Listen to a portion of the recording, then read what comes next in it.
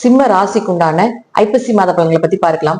சிம்ம ராசி, ராசியின் அதிபதி அப்படின்னு பாத்துட்டீங்கன்னா நீசமானாலும் கூட பயப்பட வேண்டிய அவசியங்கள் கிடையாது. 16ஆம் தேதிக்கு மேல நீச பங்க ராஜயோகமாக சுக்கிரனோட சேரப்போகிறார்.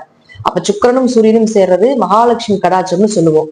அப்ப என்ன ஆகும்னா இந்த மாசத்துல இருந்து சிம்மத்துக்கு என்னதான் அஷ்டமச்சனினால பாதிப்புகள் இருந்தாலும் ஓரளவுக்கு நன்மைகளை கொடுக்கக்கூடிய ஒரு அமைப்பை ஏற்படுத்தி கொடுப்பார். 16ஆம் தேதிக்கு மேல பாத்தீங்கன்னா தொழில் வளர்ச்சி உண்டு. ஏன்னா சுக்கிரன் அப்படின்னு சொல்லக்கூடிய 3 வத்துக்குடையவர். உங்களுடைய முயற்சிகள் எல்லாமே கைக்கூடி வரப்போகுது. தொழில நல்ல லாபங்கள் கிடைக்க போகுது. புதிய தொழில் தொடங்குறதுக்கான வாய்ப்புகளை ஏற்படுத்தி கொடுக்க போறார். உங்களுடைய காரியங்கள் எல்லாமே வெற்றி அடைய போகுது. சகோதரர்கள் மூலமாகவும் உதவிகள் கிடைக்க போகுது. அதே போல 2 மற்றும் 11ஆம் அதிபதியாக இருக்கக்கூடிய புதன் 4ஆம் வீட்டில் இருக்கார், குரு பார்வையில் இருக்கார். அப்ப பண வரவு, பொருளாதாரம் இதெல்லாம் சூப்பரா இருக்க போகுது. அதே போல பாருங்க, இந்த புதன் அப்படின்னு சொல்லக்கூடியவர் ஆசைகளை கொடுக்கக்கூடிய கிரகம், அதிக லாபத்தை கொடுக்கக்கூடிய கிரகம். இதெல்லாமே குரு பார்வைக்கு வரும் பொழுது உடைய ஆசைகள் நிறைவேற போகுது. எதிர்பார்த்த லாபத்தை விட அதிக லாபங்கள் கிடைக்கிறதுக்கு உண்டான வாய்ப்புகள் இதெல்லாமே இந்த மாசம் சிம்மத்துக்கு நடக்கும். அடுத்தது செவ்வாய், 4-9 கூடிய செவ்வாய் 4ஆம் வீட்டுக்கே வரப்போகிறார் 7ஆம் தேதிக்கு மேல. அப்ப தாய் தந்தையனுடைய ஆரோக்கியம் சிறப்பா இருக்க போகுது. தாய் தந்தையர்கிட்ட ஏதாவது உதவிகள் வேணும்னு கேட்டீங்க, நிச்சயமா நடப்பதற்குண்டான அதிக வாய்ப்புகள் உண்டு.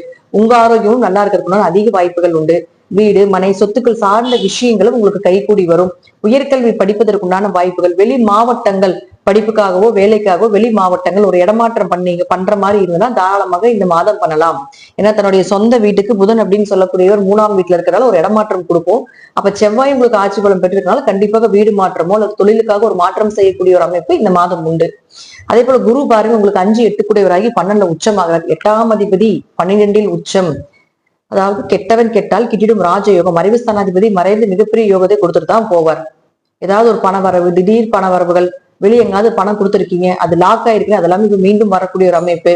குழந்தைகள் வெளிநாட்டுல போய் படிக்கிறதுக்கான அமைப்பு, அல்ல குழந்தைகள் ஏதாவது வெளியூர் வெளிநாடு போறதுக்கு ஏதாவது ஒரு வாய்ப்புகள் அப்படிங்கிறது நிச்சயமாக இந்த மாசம் சிம்மத்துக்கு உண்டு. அஷ்டமச்சனி தாக்கங்கள் இருந்தாலும் கூட குரு பார்வை அப்படிங்கிறது பாத்துட்டீங்கன்னா அதுக்கு மருந்தாக செயல்பட்டு உங்களுக்கு நிச்சயமாக ஒரு நல்ல விஷயங்களை செய்து கொடுக்கும் அப்படிங்கிறது அமைப்பு. ஜாதகத்துல தசாபுத்திகள் நல்லா இருந்துச்சுன்னா நான் சொல்வதை விட இனிமே நல்ல பலன்கள் அதிகமாக நடக்கிறதுக்கு வாய்ப்புகள் உண்டு. நன்றி. மீண்டும் நல்ல பதிவில் சந்திக்கலாம்.